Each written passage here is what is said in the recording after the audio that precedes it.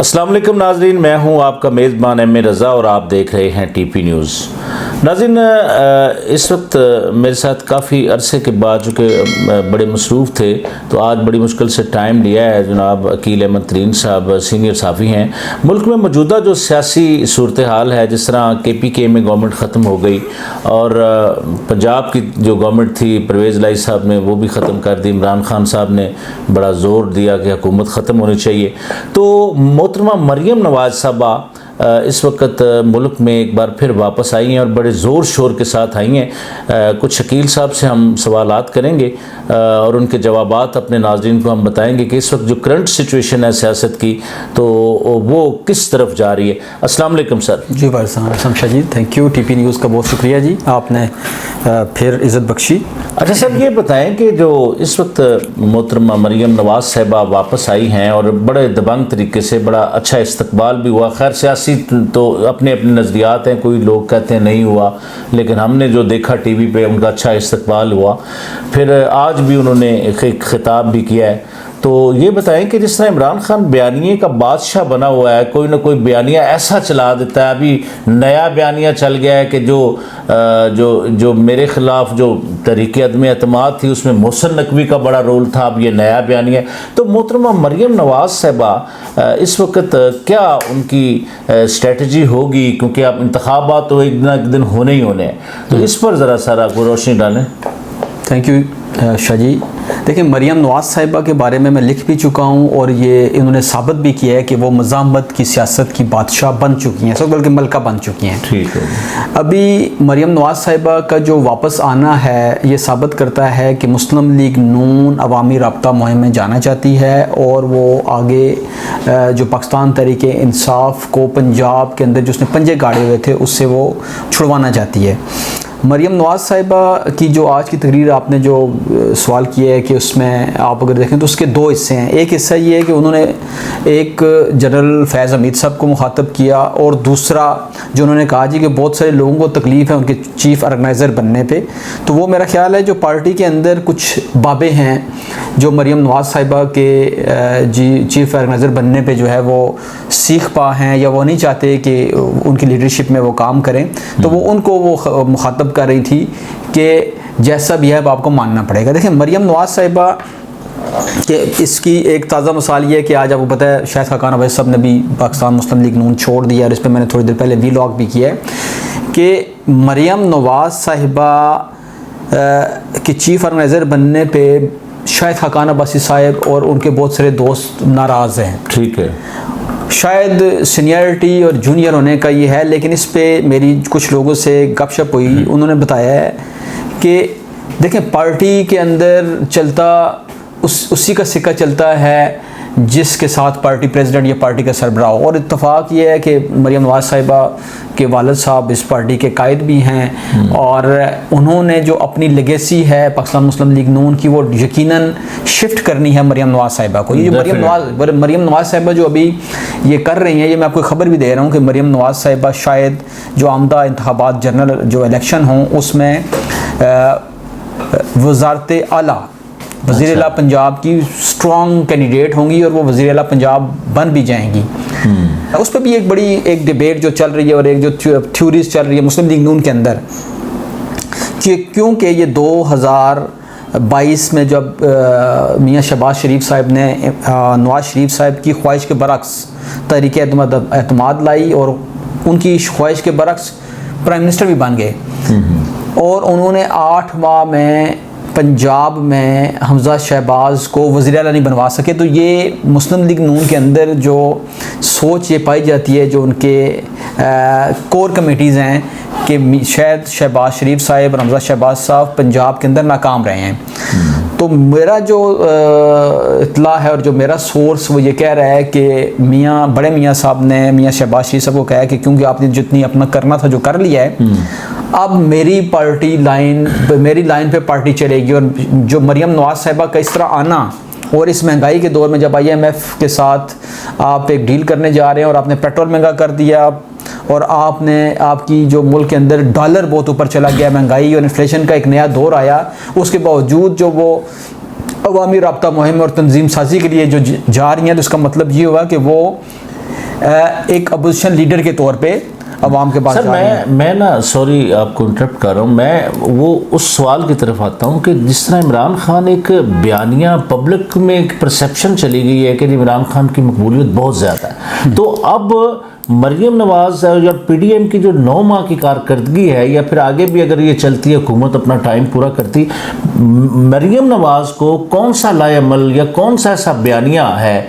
जिस पर उनको फोकस करना होगा और अवाम उन पर एतमाद करे? देखिए, मैंने अभी आपको एक लफ्ज़ कहा कि मरियम नवाज साहिबा जो अवामी राब्ता मुहिम में जाएंगी तो उसका अपोजिशन का किरदार अदा करेंगी। जब वो अपोजिशन का किरदार अदा करेंगी तो अपनी गवर्नमेंट पे, अपने चचा की गवर्नमेंट पे उनको तनकीद करना पड़ेगी। ठीक है, और यही नैरेटिव बिल्ट होना है। आज भी आप देखें कि उन्होंने दबे अल्फाज में ये कहा, राना सनोरा साहब ने, कि हमें पता है कि पेट्रोल महंगा हुआ, लेकिन आने वाले दिनों में मरियम नवाज की जो स्पीड और वेलोसिटी है वो ज़्यादा, उसमें आपको तेज़ी महसूस होगी, क्योंकि इनके पास, मरियम नवाज साहिबा के पास इसके अलावा कोई दूसरा चारा नहीं है कि या तो वो अवामी राब्ता मुहिम में जाएँ तो लोगों के सवालात का जब भी जवाब देंगे तो यकीनन फेडरल गवर्नमेंट पे जब तनकीद होगी तो इनको उसके रिस्पांस में जवाब देना पड़ेगा।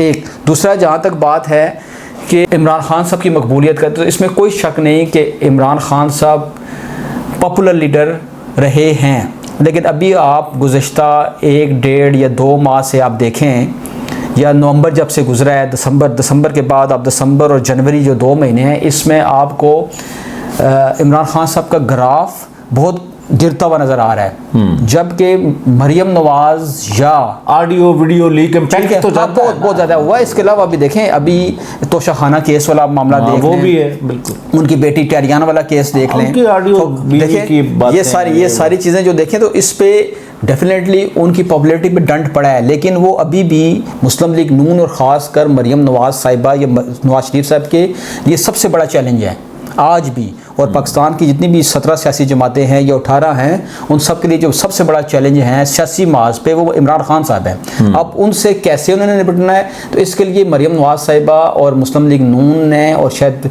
पीडीएम ने स्ट्रेटजी अपनाई हुई है, और वो अपना सोशल मीडिया, देखें इनके पास सोशल मीडिया विंग बहुत तगड़ा है, बहुत तगड़ा है पीटीआई के पास, इमरान खान साहब के पास। और वो अगर गवर्नमेंट को लताड़ते हैं या गवर्नमेंट के ख़िलाफ़ उनकी कोई भी मूव को काउंटर करते हैं तो वो सोशल मीडिया विंग के थ्रू करते हैं। बिल्कुल। एक और बात बता दूं, उनकी जो सिस्टम के अंदर सपोर्ट थी जर्नलिस्ट के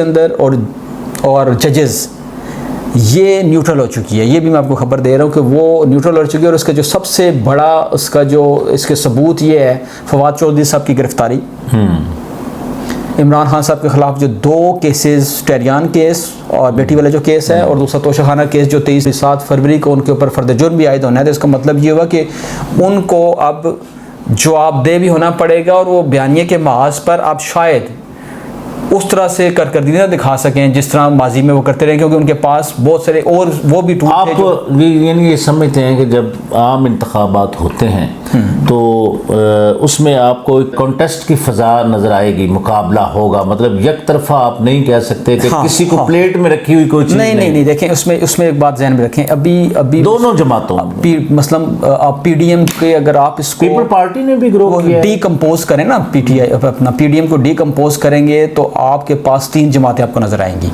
जिसमें से 2 सियासी जमातें पाकिस्तान तहरीक इंसाफ की तरह मुल्कगीर जो सियासी जमातें हैं, नेशनल वाइड हैं, कौमी जमातें हैं, जिनके पूरे पाकिस्तान में कैंडिडेट भी होते हैं और उनकी वहाँ पे रूट्स भी हैं। जबकि मौलाना फजल रहमान साहब की JUI वो KPK और बलूचिस्तान में, ठीक है, सूबाई जमात है। तो पीपल पार्टी का भी ऐसा ही हो गया। जी इसी तरह। तो इस तरह जब ये इलेक्शन में जाएंगे ना, जो आपने कहा कि जो 1 to 1, तो ये नेक टू नेक मुकाबला होगा। पंजाब में क्योंकि इनकी कोशिश थी अपना इमरान खान साहब की कि वो पंजाब को जो, क्योंकि ये गढ़ रहा है मुस्लिम लीग नून का, खासकर जनूबी पंजाब, और इन्होंने देखें जनूबी पंजाब का गढ़ होने की, मरियम नवाज साहिबा ने भी भावलपुर से स्टार्ट किया, जनूबी पंजाब के जो हेड क्वार्टर है, तो वहाँ पर इन्होंने बड़ी कोशिश की। लेकिन मेरा नहीं ख्याल के वहाँ से जनूबी पंजाब से पीटीआई को कुछ, क्योंकि वहाँ पे जहांगीर तरीन ग्रुप का बहुत असर रसूख है, खसरो बख्तियार साहब पीछे हट गए। आप देखें कि जब से जो पीटीआई जो है वो, या कप्तान साहब जो हैं वो मुश्किलात का शिकार हुए, तो आपको खसरो बख्तियार जो इस इलाके को की नुमाइंदगी करते थे वो पस मंज़र में चले गए हैं, वो खामोश हो गए। तो इसका मतलब ये है कि जो आधा पंजाब है वो तो पीटीआई वैसे ही हार चुकी है, जो बाकी का आधा पंजाब है वो देखते हैं उस पर मुस्लिम लीग नून क्या करती है, पीपल्स पार्टी भी वहाँ पे ट्राई कर रही है, लेकिन वहाँ पे मुकाबला पंजाब में इस बार पीटीआई और मुस्लिम लीग नून में होगा और वो बड़ा नेक टू नेक होगा, इसमें कोई शक नहीं, अगर इलेक्शन फेयर हुए तो। ठीक। अच्छा सर, ये जो हालिया